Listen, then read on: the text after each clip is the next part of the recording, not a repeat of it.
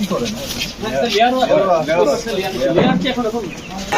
ভাই 100 দিকে আসেন।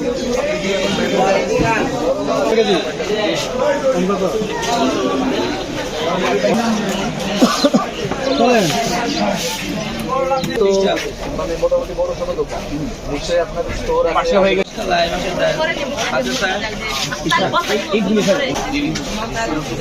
আলু পেঁয়াজ আমরা কৃষি খাদ্যপণ্য যে বিক্রি করছেন এটার জন্য যে আবেদন করা প্রয়োজন প্রয়োজনীয় এটা আপনারা এইসব ব্যাকেন্ড থেকে আনেন না?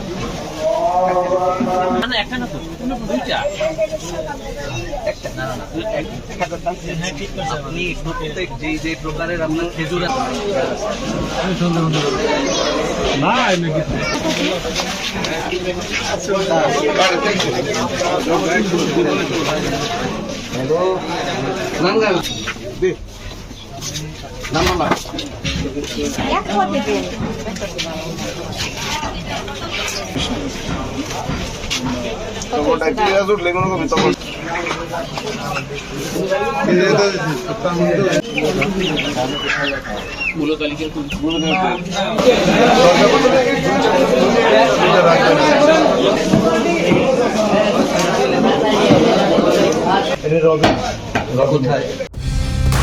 কালার এক্সপার্ট, জর্জ স্যাপ এবং মাইল্ড অন হ্যান্ডস টেকনোলজি সমৃদ্ধ অরিক্স ক্রিস্টাল ওয়াশ আপনার লন্ড্রি এক্সপার্ট।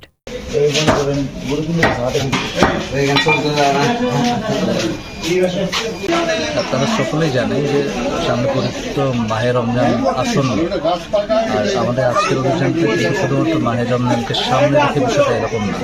আপনারা জানেন যে সরকারের নির্দেশনার অংশ হিসেবে নিয়মিতই কিন্তু আমরা এভাবে বিভিন্ন সময় বাজার মনিটরিংয়ে আসছি এবং বাজার মনিটরিং রেগুলার করি।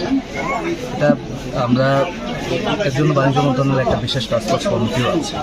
এছাড়াও আমাদের জেলা পর্যায়ে প্লাস উপজেলাতে আমাদের উপজেলা নির্বাহী অফিসার ভোক্তা অধিকার সংরক্ষণ অধিদপ্তর, নিরাপদ খাদ্য, কৃষি বিপণন অধিদপ্তর সকলের সমন্বয়ে আমরা এই কাজ থাকি। আর রমজান মাস আসন্ন, আমরা আজকে শুধু বাজার পরিস্থিতিটা একটু দেখতে এসেছি। এই মনিটরিং যেগুলো চালু থাকবে, আমরা যে শুধু চাই যে ভোক্তা যারা প্রয়োজনে বাজারে আসে তারা যেন অসন্তুষ্ট না হন। আর একটা বিষয় হচ্ছে ব্যবসায়ী যারা আছে তাদেরও হচ্ছে তারা যেন সঠিকভাবে ওনারা ব্যবসার সুযোগটা পান। সবাই মিলে ব্যবসায়ীরা যেভাবে ব্যবসা করা উচিত সেভাবে করবেন। ভোক্তা তার পছন্দ মতো পণ্য ওনার কিনতে কোনো সমস্যা হবে না।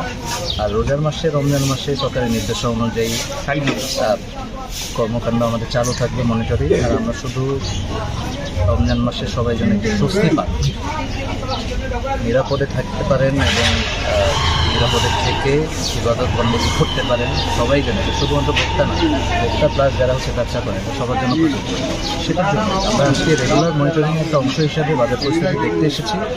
এটা জরিমানার কোনো বিষয় আজকে নাই। পরবর্তীতে প্রয়োজন হলে একটা সচেতনমূলক কার্যক্রম বেসিক্যালি, আর এটা রেগুলার মনিটরিং চালু থাকবে।